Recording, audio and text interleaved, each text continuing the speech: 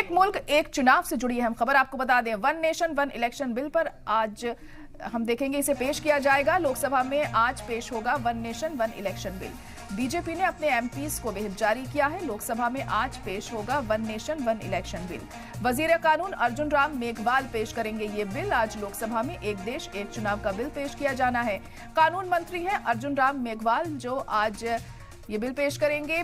पहले इस बिल को 16 दिसंबर के कार्यसूची में सूचीबद्ध किया गया था, लेकिन ये पेश नहीं किया जा सका। बीजेपी ने अपने सांसदों के लिए one nation one election bill के समर्थन में, उसकी हिमायत में व्हिप जारी किया है।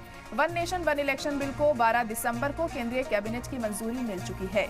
आपको बता दें कि अपोजिशन एक देश एक चुनाव की मुखालिफत कर रहा है। अपोजिशन का कहना है कि इससे बीजेपी को फायदा होगा। वहीं बीजेपी का कहना है कि विधानसभा और लोकसभा चुनाव एक साथ कराने से देश के संसाधन जो हैं वो बचेंगे। कांग्रेस सदस्य मल्लिकार्जुन खड़गे ने इस पर क्या कहा, सुनवाते हैं आपको।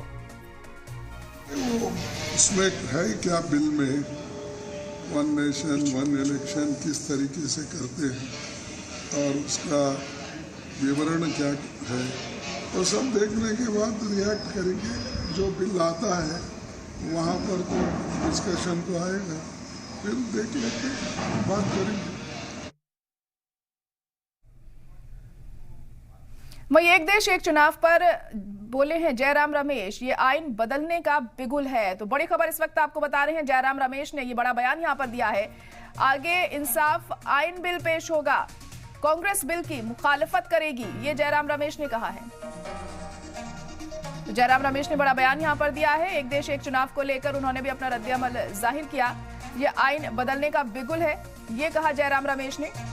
आगे इंसाफ आइन बिल पेश होगा, ये तमाम बातें जयराम रमेश की तरफ से कही गई हैं और इस बिल की मुखालिफत कांग्रेस कहेगी, एक बार फिर उन्होंने दोहराया है। हालांकि शुरुआत से ही कांग्रेस इस बिल की मुखालिफत कर रही है। जब से ये शुरुआत हुई है कि ये बिल लाया जाएगा, उसके बाद से ही हम देख रहे हैं कि कांग्रेस के अलग अलग नेताओं के जरिए इस बिल को लेकर अहम बातें कही जा रही हैं और इसकी मुखालिफत की जा रही है। अब आज ये बिल सदन में जब पेश होता है, लोकसभा में पेश होता है, तो क्या कुछ होता है, क्या हंगामा होगा या फिर क्या कुछ बातें रखी जाती हैं, क्या जेपीसी के पास ये बिल जाएगा या फिर किस तरीके से आगे जो पूरा प्रोसेस हमें देखने को मिलेगा, इस पर सबकी नजरें टिकी होंगी। क्योंकि बहुत अहम है, अगर ये बिल पेश होता है तो काफी कुछ बदलाव हमें हिंदुस्तान में देखने को मिल सकता है अगर ये बिल पास हो जाता है तो। लेकिन अब बड़ा सवाल यही है कि अब ये बिल अगर पेश होता है तो अपोजिशन का क्या रुख आज हमें देखने को मिलेगा और हंगामे के पूरे आसार इस पर बने हुए हैं।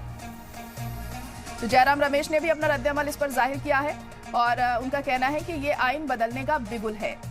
आगे इंसाफ आइन बिल पेश होगा।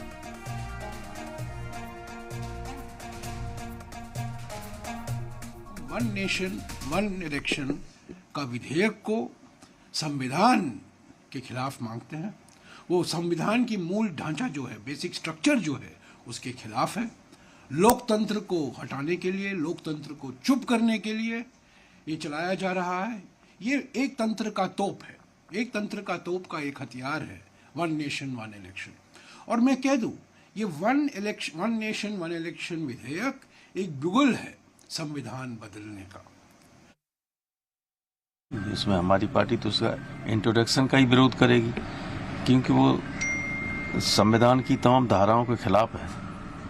और वो बिल पास होने के बाद भी जो कमियां अभी हैं कि पैसा बहुत खर्च होता है, तब भी अगर विधानसभा भंग हो जाती है बीच में, अगर अविश्वास प्रस्ताव से या लोग दल बदल करके इधर उधर चले जाते हैं, तो तत्काल फिर चुनाव कीजिए, तो चुनाव तो होते ही रहेंगे इधर उधर। संविधान के मूलभूत ढांचे के खिलाफ है। संविधान की जो मूलभूत भावना है कि हमारा जो संघीय ढांचा है, वो संघीय ढांचे में केंद्र और जो राज्य हैं वो बराबर के हिस्सेदार हैं। ये जो विधेयक है ये पूरी तरह से उसके खिलाफ है और इसीलिए शुरू से जब से ये कल्पना सार्वजनिक हुई थी, हम इस कल्पना का ही, इस आइडिया का ही, इस ख्याल का ही विरोध करते आए हैं। वन इलेक्शन जिस आड़ में लाया जा रहा है वो फिर से पावर को सेंट्रलाइज करने की आड़ में कॉन्स्टिट्यूशन के खिलाफ इतना, जब कॉन्स्टिट्यूशन पे इतनी व्यापक चर्चा 2 दिन लोकसभा में हुई है, आज भी राज्यसभा में जारी रहने वाली है, उस समय पे कॉन्स्टिट्यूशन पे इस तरीके का हमला करना मैं मानती हूँ बहुत ही दुर्भाग्यपूर्ण है। इलेक्शंस की जो प्रक्रिया है उसके साथ छेड़खानी करना, फेडरलिज्म के खिलाफ काम करना, ये केंद्र सरकार का एक ऐसा तरीका है कैसे वो पावर सेंट्रलाइज करें।